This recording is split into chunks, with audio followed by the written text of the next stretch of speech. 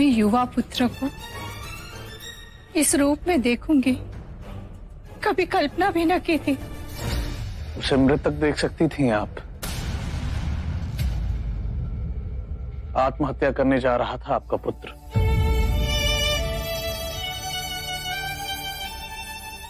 इसके प्राण बचाने के लिए आपका बहुत बहुत आभार। मुझे बहुत दुख होता है।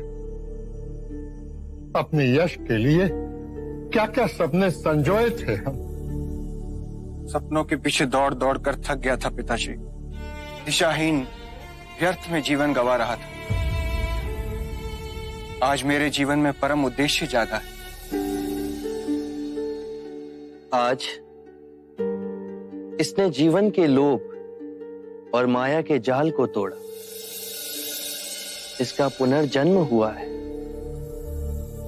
ये मार्ग इसने स्वयं चुना है।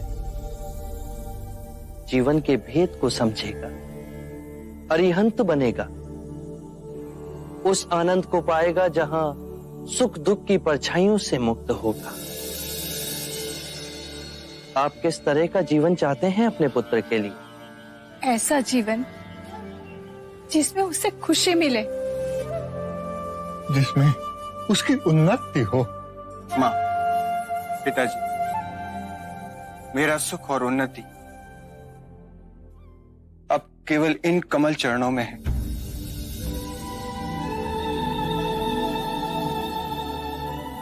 मुझे आज्ञा दीजिए।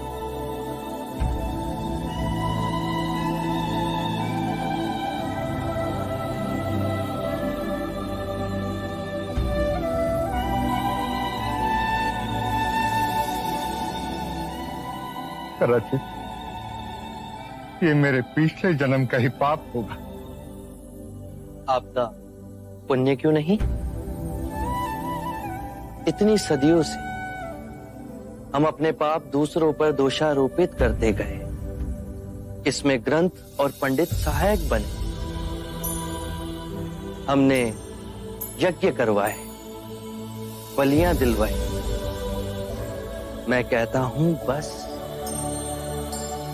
तुम स्वयं ही पाप का कारण हो और तुम स्वयं ही मुक्ति का द्वार बन सकते हो। महानुभव, आपका अनुयायी बनने के लिए क्या करना होगा? सदैव अपना आचरण स्वच्छ रखें। ये पंचशील मार्ग है। पहला, कभी किसी जीव की हत्या ना करें। तुम्हारी तरह वो भी मृत्यु से डरता है। जीव हत्या त्याग तुम्हारे अंदर करुणा और सामंजस्य का भाव जगेगा। दूसरा, कभी चोरी ना करें। इससे विपरीत किसी निर्बल का बल बने। तीसरा, व्यभिचार ना करें। केवल अपनी पत्नी से ही संबंध रखें। चौथा, कभी असत्य ना बोलें। ऐसे वचन ना बोलें जो सत्य को तोड़ते मरोड़ते हों।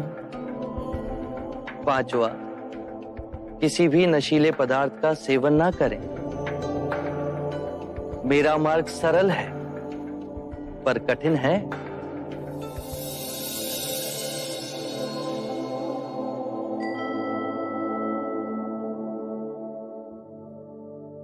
आपकी हर बात हमारे जैसे सामान्य लोग भी समझ पा रहे हैं।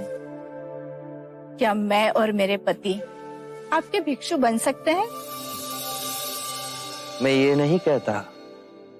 मेरा अनुयायी बनने के लिए आप संसार छोड़ो। ये यश के चेतना की पुकार थी। आप जीवन के नित्य कर्म में रहकर भी मेरे अनुयायी बन सकते हैं। आरंभ हो गई निर्वाण प्रथा, सुनो सुनो ये बुद्ध कथा। चार आर्यक सत्य हैं।